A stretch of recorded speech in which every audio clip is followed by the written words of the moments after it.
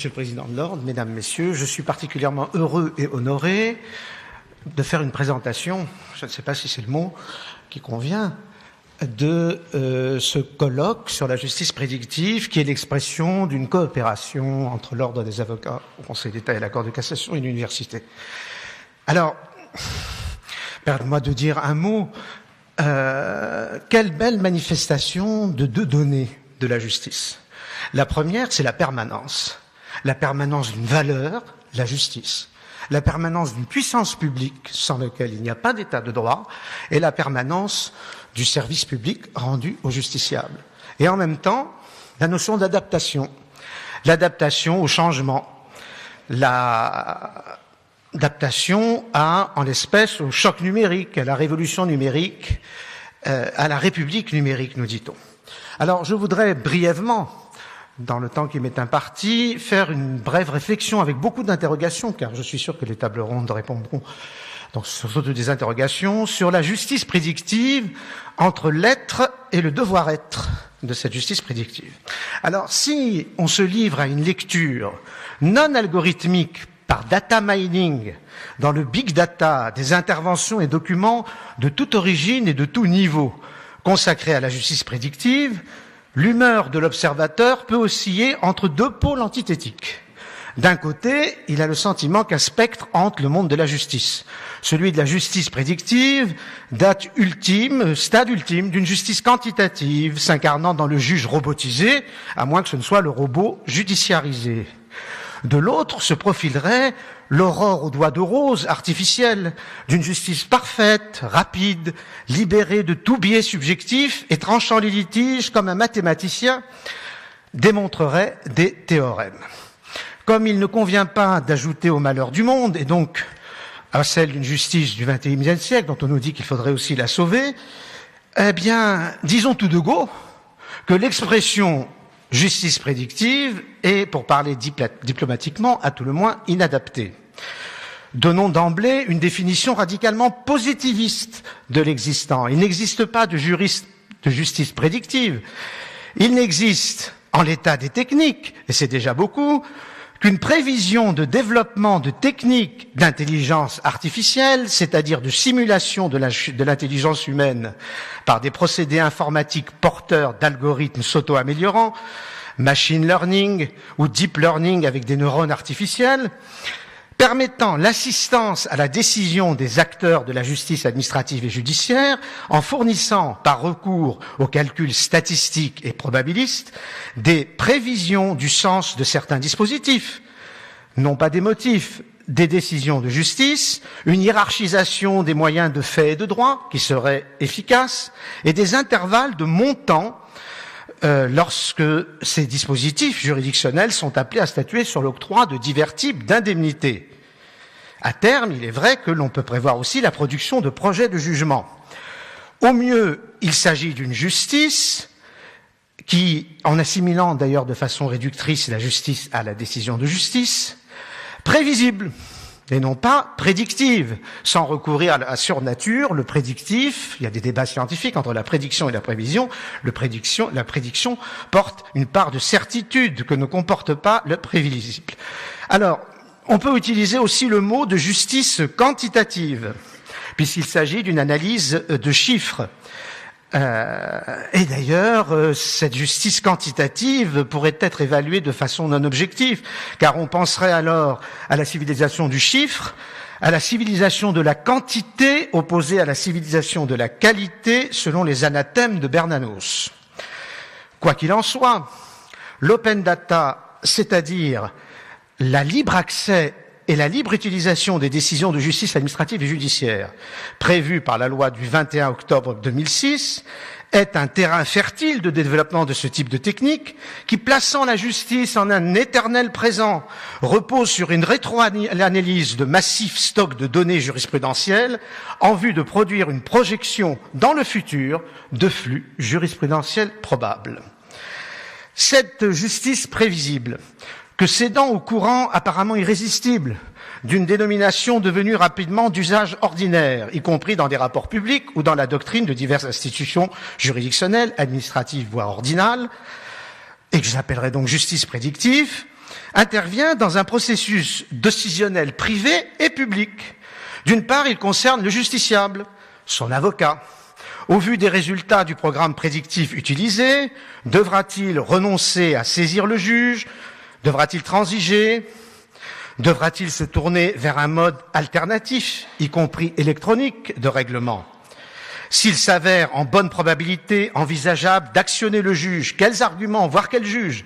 On voit poindre le forum shopping, du moins lorsque les règles procédurales l'autorisent ou s'y prêtent, mettent en jeu. C'est ainsi l'accès au juge, objet de la première table ronde, qui se trouve en débat. Mais c'est aussi son office, objet de la seconde table ronde, qui entre en lice, puisque la stratégie contentieuse prédictive de saisine implique des moyens et une demande ou une défense des parties qui vont nécessairement formater le cours du procès, qu'il soit accusatoire ou inquisitorial, en supposant ces distinctions toujours pertinentes. On en revient au juge ainsi, cheville ouvrière du système de la justice. Quel impact aura sa saisine, appuyée sur des arguments et résultats artificiellement prédictifs, sur son traitement du dossier? J'utilise le mot artificiellement de façon objective. Plus encore, le juge pourra avoir recours motu proprio à divers stades de la séquence contentieuse à des instruments de justice prédictive. Quels seront les effets de cette situation et de cette utilisation sur l'office du juge, tant au plan procédural qu'au plan substantiel de fond du droit? Il est temps ici de faire entrer sur la scène un nouvel et inédit acteur de la justice, entendu comme système, et vecteur central de la justice prédictive, la legal tech, cousine germaine des fintech, que le digital a fait fleurir dans le secteur financier. La justice prédictive est en effet un concept issu d'une offre, ou plutôt d'un segment de l'offre sur le marché des services juridiques, né aux États-Unis d'Amérique, et présenté par des start-up, des jeunes pousses, je m'excuse pour les anglicismes, mais enfin d'ailleurs on mélange l'anglais et le latin, big data, etc., qui ont allié intelligence artificielle et analyse du droit, donnant naissance au développement de ce que l'on appelle le legal analytics, et pas tout à fait la justice prédictive. Il y a maintenant des cours de legal analytics aux États-Unis. Au commencement était donc la legal tech. C'est dans le secteur privé, et ce n'est pas sans conséquence, c'est donc le secteur privé qui a eu l'initiative en la matière. Selon certaines études, cela dit, seuls 11% des legal tech sur 140 étudiés dans un rapport dont on nous parlera feraient de la justice analytique, prédictive, prévisible. Sur les 150 legal tech françaises, dont le nombre croît avec une majorité des startups, 4% feraient de la justice prédictive. Mais ces chiffres sont appelés à augmenter, sauf à anticiper une très forte concentration du secteur. Dans des États de droit à économie de marché qui tendent à devenir des démocraties de marché, cette configuration de l'offre de services juridiques paraît être une traduction parmi d'autres d'un nouveau positionnement de l'équilibre dual du justiciable entre ces deux figures. D'un côté, un citoyen désireux d'une justice indépendante, impartiale, égale et diligente, la permanence dont je parlais, de l'autre, un consommateur d'une prestation de services juridiques recherchant l'efficience et posant à son avocat la triade interrogative sacramentelle, quelle chance de succès, pour quel coût et dans quel délai.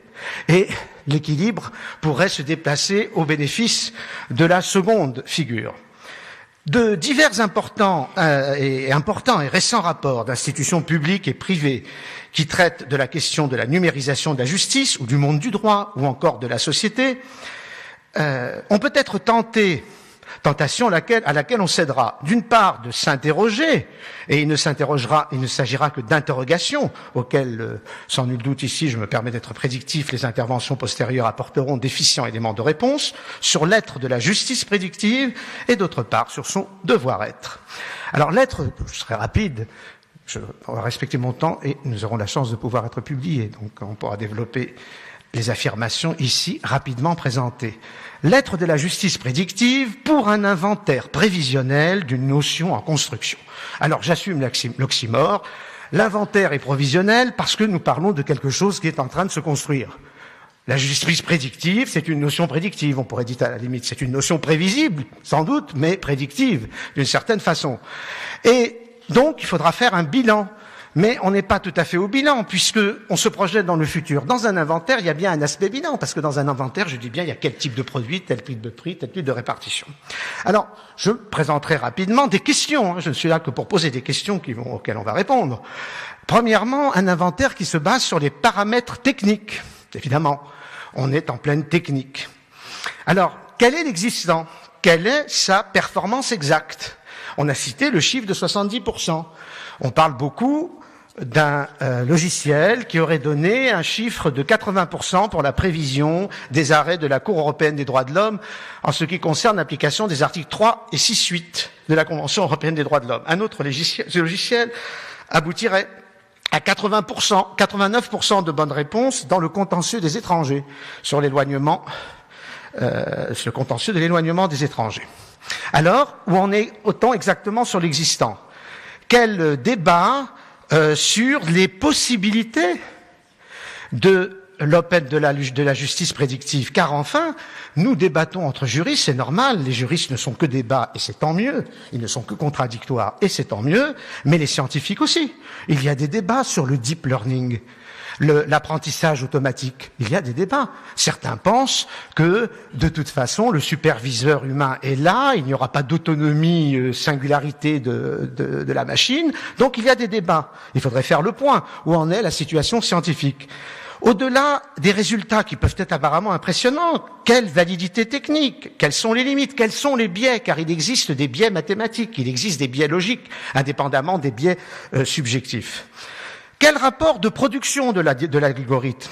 Quel est le rôle du développeur, du mathématicien ou de l'informaticien en liaison avec le juriste? Quel juriste? Et précisément, quel type d'offreur privé, public, professionnel du droit prenant en charge directement cette question, et même de services publics, de sociétés commerciales, de sociétés non lucratives prennent en charge cette fonction? Quel est le coût de l'existence? Quels sont les coûts d'investissement? Le deep learning demande d'importants investissements. Quelle est la tarification au consommateur? Et d'ailleurs, quel est ce consommateur? Est-ce que c'est du B2B? Est-ce que c'est donc vers le professionnel?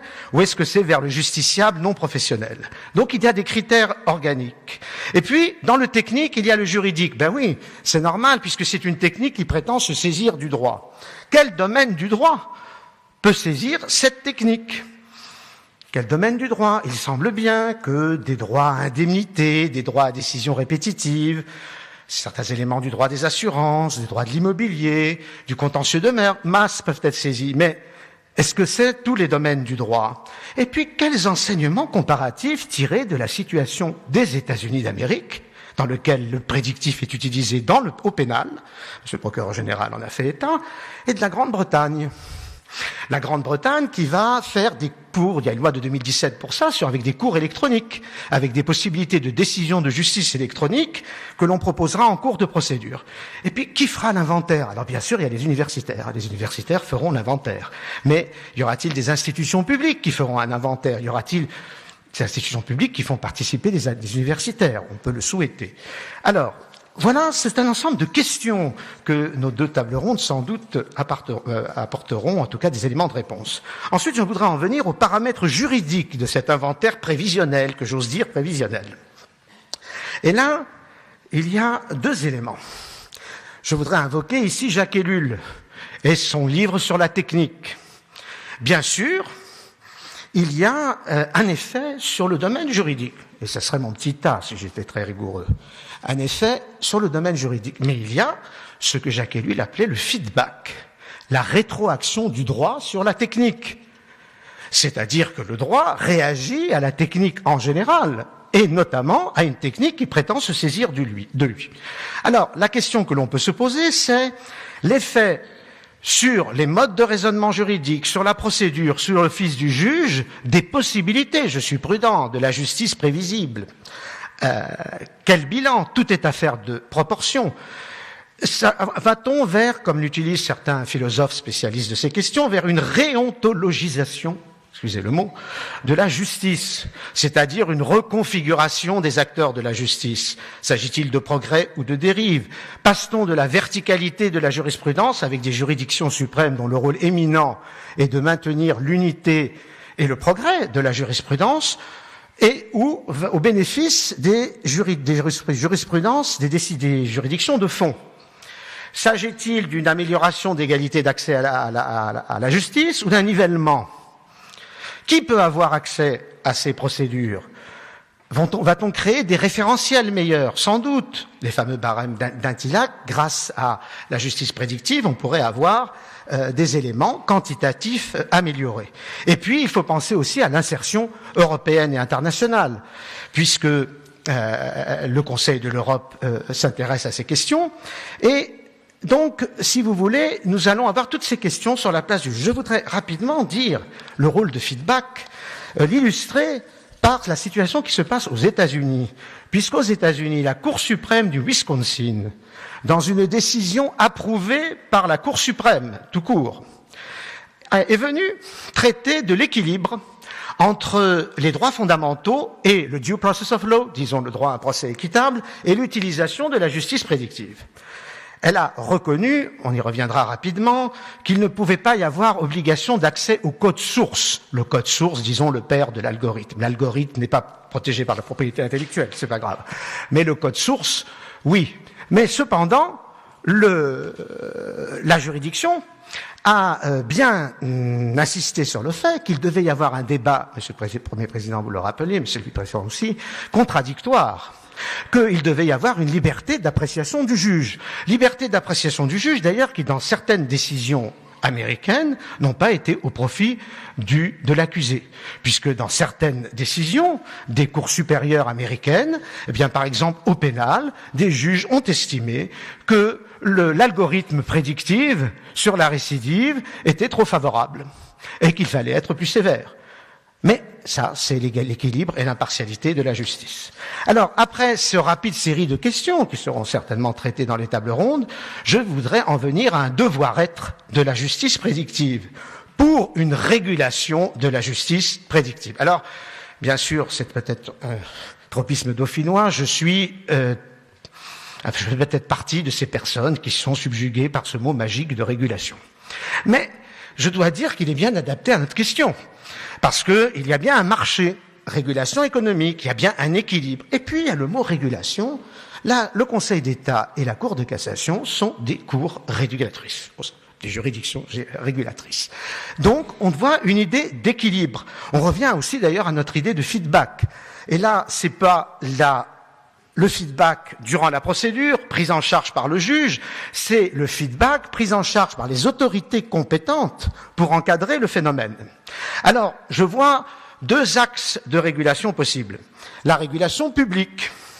Alors, en amont, quelles données pour la justice prédictive? Une bonne justice prédictive suppose de bonnes données. Si les données ne sont pas bonnes, le résultat n'est pas bon. Et on peut mélanger Einstein, Archimède, Thalès, etc. Ça ne changera rien. Alors, la question de l'utilisation des données est fondamentale. Dès lors, je n'entrerai pas dans les débats, mais il y a toutes les questions en amont. Anonymisation, pseudonymisation. Alors maintenant, ça vient du grec, ça je préfère encore. Le nom des juges. Faut-il donner le nom des juges? Alors il y a un débat là-dessus. L'algorithme auquel je faisais référence a fait un calcul avec le nom du président de la juridiction sur l'éloignement des étrangers et sans le nom du président. Avec le président de la juridiction, 89,5%, sans le président, 89%.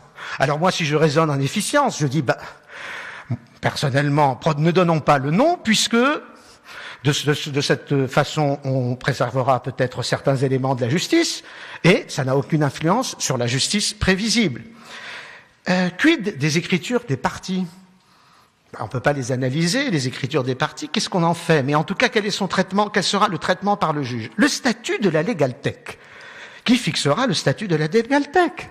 Il n'y a pas de statut de la LegalTech. Quelle est la frontière avec les professions du droit? Des tribunaux de grande instance ont déjà eu à trancher des questions. La Cour de cassation a accepté, dans une certaine mesure, les évaluations comparées de cabinets d'avocats. Mais qui tranchera la question de la frontière avec les professions du droit? Les professions du droit réglementées, dont une éminente ici présente, le sont dans l'intérêt général. Ils ne sont pas des services publics, mais ils sont réglementés dans l'intérêt général. Quel sera le régime juridique de l'algorithme? Monsieur le vice-président a rappelé des lois qu'on pourrait appeler les lois d'Asimov de l'algorithme. Alors Asimov, c'est un peu un Jules Verne américain qui a donné des lois à la robotique. La Corée démocratique, a adopté une charte déontologique des algorithmes qui s'inspire des lois d'Asimov. Alors, transparence, responsabilité, donc un référent, Transparence, oui, mais transparence de quoi? Qui peut avoir accès au code source? Il y a le problème du droit de la propriété intellectuelle, il y a le problème de la concurrence, il y a le problème de la liberté du commerce et de l'industrie. Les legal tech bénéficient de la liberté du commerce et de l'industrie. Transparence. Responsabilité. Faut-il un référent auprès du développeur, indépendamment de règles de responsabilité? La traçabilité de l'algorithme.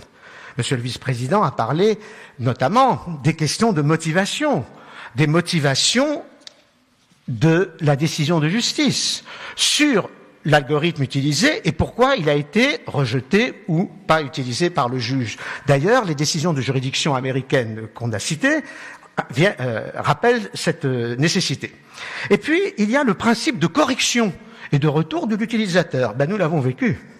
Monsieur le procureur général vient de le citer, une des legal tech, une jeune legal tech très dynamique, on peut reprocher d'être dynamique, a été choisie, et puis les cours d'appel ont dit ce qu'elles en pensaient. Et la réponse a été, il y aura des améliorations qui seront apportées. Ça s'appelle le principe de correction et de retour de l'utilisation. Ensuite, peut-on aller plus loin? Alors, comme je suis publiciste, j'ai tendance à dire oui. Ne faut-il pas, comme le Conseil d'État l'a dit, le droit souple, il est public, il est privé. Oui, mais enfin, la société ne peut se désintéresser du droit souple. C'est une question d'intérêt général. Eh bien, c'est la même chose pour la justice prédictive, puisque ça touche à l'exercice de justice. Utilisons les mots anciens et nobles qui veulent dire ce qu'ils veulent dire. Alors, y aura-t-il une autorité administrative indépendante, la CNIL ou une autre, pour réguler le secteur? Va-t-on créer un secteur public de la legal tech à côté du secteur privé? Une délégation de service public de la legal tech, qui serait une justice prédictive qui pourrait être utilisée pour l'accès à la juridiction administrative et judiciaire. Est-ce qu'on va introduire une répression administrative ou pénale spéciale? Ou alors, c'est le code de la consommation adapté. Et puis, bien sûr, comme s'y engage une proposition de loi adoptée par le Sénat, le rôle des chefs des deux juridictions suprêmes et du procureur général pour la qualité des données qui seront utilisées dans la justice prédictive. La proposition de loi, que je ne prends pas à mon compte, mais qui ouvre le débat, parle de la nécessité d'une harmonisation de la jurisprudence, parle donc de cette question de l'harmonisation, de la prévention du contentieux civil, on pourrait dire de la prévention du contentieux administratif, mais confie aux autorités juridictionnelles suprêmes le soin d'assurer le contrôle, non seulement de l'accès, mais de l'utilisation. Un contrôle qui ne substitue pas à la liberté. Faut-il certifier par une autorité indépendante? Je le pense, oui, les algorithmes. Si on n'a pas accès au code source, est-ce qu'une autorité administrative indépendante ou juridictionnelle, garantissant le secret, pourrait avoir des éléments? Et au niveau de la formation, il faut former des juristes data scientists, c'est-à-dire des juristes qui sont à l'aise avec la science des données. Il n'y a pas beaucoup de data scientists, y compris chez les mathématiciens. Il faut des juristes data scientists. Et donc, il faut que l'université fasse des diplômes aussi de data scientists. Enfin, et je terminerai rapidement là-dessus, à la régulation publique peut se joindre une autorégulation. D'ailleurs, elle commence puisque à une charte des legal tech a été développée et avec des questions d'équilibre, de transparence, etc. Pourquoi pas les deux? Et bien entendu, cette autorégulation doit se faire en liaison avec les ordres des professions juridiques concernées, qui, eux, sont entre la régulation publique et l'autorégulation, pour traiter de la loyauté des algorithmes, pour traiter de la qualité du service, car il s'agit bien d'un service, rendu aux clients, professionnels ou non professionnels, de cette justice prédictive, appelée prédictive. Voilà toutes ces questions qui concernent l'accès au juge, l'office du juge. Ce n'est pas par jurocentrisme qu'on le fait. Le juge est la cheville ouvrière de l'état de droit et c'est lui qui est au centre du système judiciaire et juridictionnel. Et je voudrais donc je prends parti en tout cas pour des formes de régulation et je me dis que peut-être ainsi on pourra laisser Prométhée libre tout en refusant d'ouvrir la boîte de Pandore. Je vous remercie.